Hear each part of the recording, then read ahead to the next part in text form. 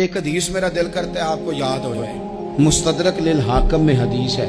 حضرت انس بن مالک رضی اللہ تعالیٰ عنہ فرماتے ہیں ایک بھائی حضور کی بارگاہ میں بیٹھا رہتا تھا. نکما نہیں تھا. شارحین حدیث کہتے ہیں کہ کسی مجبوری سے وہ کام نہیں کر پاتا تھا، یا کرتا تھا تو کام آگے نہیں چل پاتا تھا. ذہنی صلاحیت ہی شاید زیادہ نہیں تھی. یہ حدیث مشکات میں بھی موجود ہے، مستدرک للحاکم میں بھی موجود ہے. حضرت انس بن مالک رضی اللہ تعالیٰ عنہ فرماتے ہیں وہ حضور کی بارگاہ ناز میں بیٹھا رہتا تھا.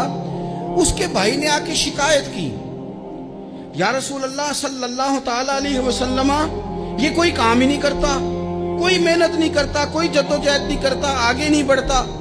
مجھے اس کی ضروریات کی کفالت کرنی پڑتی ہے، مجھے جدوجہد کرنی پڑتی ہے، مجھے اس کے معاملات کا خیال رکھنا پڑتا ہے، آپ اسے سمجھائیں. تو حضور نے بہت سارے لوگوں کو سمجھایا جو کام نہیں کرتے تھے. ہمیں سیاستہ میں وہ حدیث بھی ملتی ہے جس بندے کو نبی پاک صلی اللہ علیہ وسلم نے کہا تھا کہ تیرے پاس جو بھی گھر میں ہے لا، تو وہ پیالہ اور کمبل لائے تھے. حضور نے بیچ کے کہا تھا جا کلاڑا خرید کے لا اور لکڑیاں کاٹ کے تو بھیج کے اپنا اور اپنے گھر والوں کا پیٹ پال. یہ ساری باتیں اپنی جگہ پر یہاں نبی پاک نے ایک روحانی مسئلے کا حل بھی بتایا. اللہ کے محبوب علیہ السلام سے عرض کی حضور یہ یہیں بیٹھا رہتا ہے اور سارے ہی کام مجھے کرنے پڑتے ہیں. حضور نے نظر مبارک اٹھا کے بھائی کی جانب دیکھا جو بھائی کا شکوہ کر رہا تھا.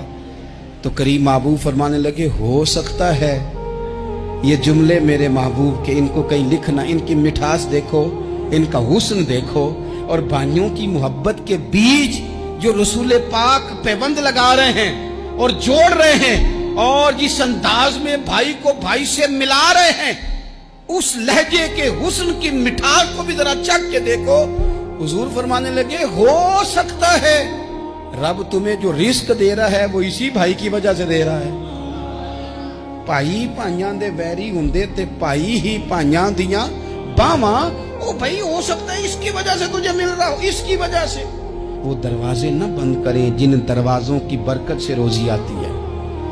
کبھی بھی وہ کام نہ کریں جن کاموں کی اگر آپ کو کل تک برکت تھی، کل تک کام ٹھیک چل رہا تھا، کل تک نظام بہتر تھا، اور آج آپ کو محسوس ہوتا ہے کہ کہیں کمزوری آ گئی ہے، کہیں حالات اس طرح کے نہیں رہے، تو پھر آپ غور کریں کہ ایسا تو نہیں کسی غریب کا آپ کے گھر سے رزق جاتا تھا اور آپ نے بند کر دیا، کسی کی مدد ہوتی تھی آپ نے بند کر دی، کسی کے ساتھ شفقت ہوتی تھی آپ نے بند کر دی، کوئی شخص آپ کی وجہ سے تسلی میں تھا اور پھر آپ نے اسے تکلیف میں ڈال دیا.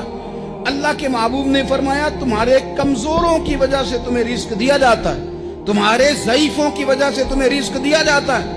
تم نے تو ایک بندہ یہ کہہ کے نکال دیا کہ جا تیری تنخواہ میں نہیں دے سکتا، لیکن کیا پتا کہ اس کی تنخواہ کی وجہ سے ہی باقی سارا کچھ بھی آتا ہو، کیا پتا کہ اسی کے سبب سے اللہ انعام فرماتا ہو. لہذا ان روحانی مسائل کا بھی تھوڑا سا خیال کریں.